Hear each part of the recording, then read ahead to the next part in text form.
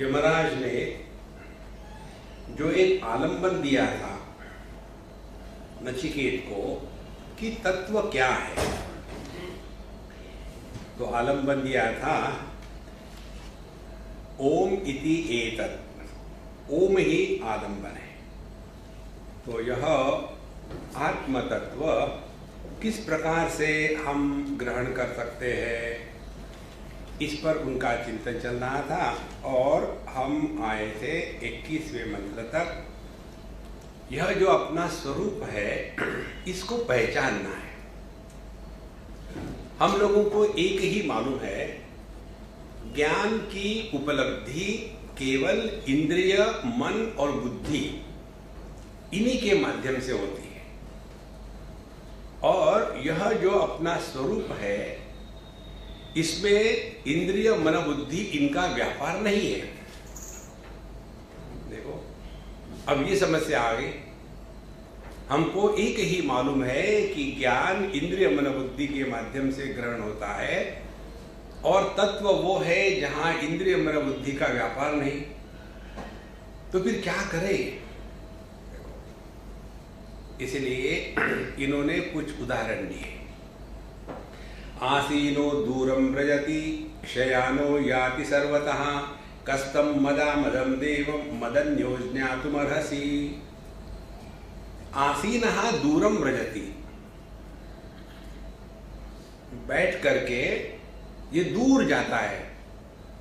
देखो बैठ करके दूर जाता है। अब इसको आप कैसे समझोगे? इंद्रियों से नहीं समझ सकते, कर्मेंद्रियों से ग्रहण नहीं कर सकते, मन से फील नहीं कर सकते, बुद्धि से कंसीव नहीं कर सकते। एक जगह बैठ करके दूर कैसे कोई जा सकता है? देखो फिर ऐसी जब परिस्थिति आ जाती है तब तो व्यक्ति चिंतन करने लग जाता है। देखो जहां जहां शास्त्रों में कॉन्ट्रडिक्शंस आते हैं, समझ लेना वहां भगवान छिपा हुआ है। ये सिद्धांत है। केवल सुख ही सुख है, केवल दुख ही दुख है, ये संभव नहीं है। सुख भी होगा, दुख भी होगा, लाभ भी होगी, हानि भी होगा, दोस्त भी होगा, दुश्मन भी होगा। तो ये जितने भी कॉन्ट्रडिक्शंस है, एक दूसरे के विरोधी है, इनके परे जो है वो परमात्मा। अब बताया तो नहीं क्या परमात्मा है।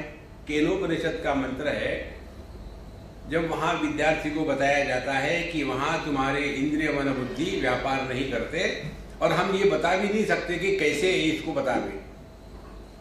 न तत्र चक्षुर गच्छति, न वाग गच्छति, न मनः, न विद्मः यथा एतत् अनुशिष्यात्।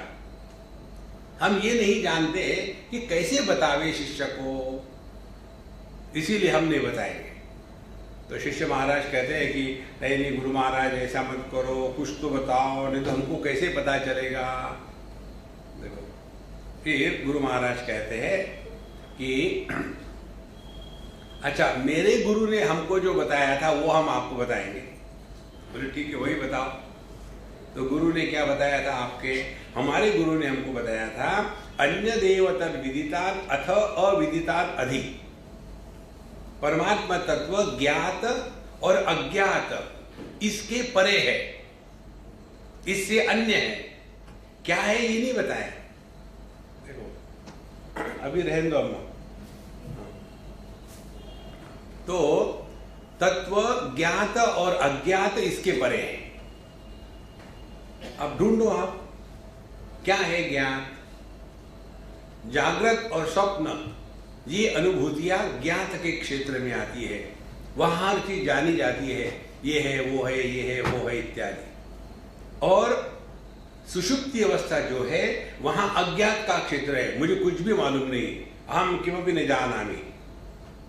तो जो ज्ञात और अज्ञात के परे है, माने जो जागृत, स्वप्न, सुषुप्ति इनमें रहते हुए भी इनके जो परे है वो परमात्मा है। बताया थोड़ी। अब आप ढूंढो।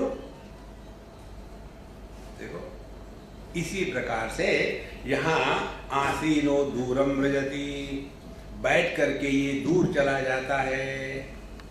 कैसे जाता है परमात्मा बैठ करके दूर?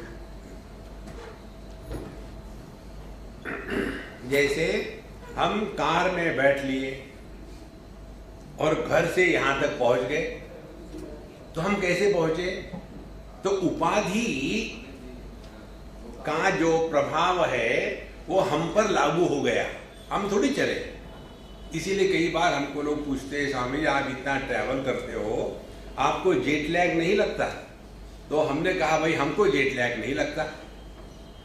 बोले क्यों नहीं जेट लैग लगता? हमने कहा हम थोड़ी फ्लाई करते, वो तो हवाई जहाज फ्लाई कर रहा है, उसको लगे जेट लैग, हमको क्यों लगे? देखो, तो आसीनो दूरम व्रजति, माने असल में वो कहीं नहीं जाता, लेकिन कहीं गया है ऐसी भ्रांति होती है। देखो, उसको एक उदाहरण से समझ लो। एक गिलास, उसके बाहर आकाश है, स्पेस, उसके अंदर भी आकाश है, स्पेस। अब उस गिलास में आप पानी रखो, पानी रखने के बाद ग्लास को इधर से उधर हिला, तो पानी भी ग्लास जहां होगा वहां जाएगा। अब पानी निकाल दो, अब उसके बाद गिलास के अंदर में केवल आकाश है। और जब आप गिलास को हिलाते हैं तो क्या गिलास के अंदर का आकाश यहां से वहां जाता है? देखो, आ गया ना मजा? आसीनो दूरम व्रजति,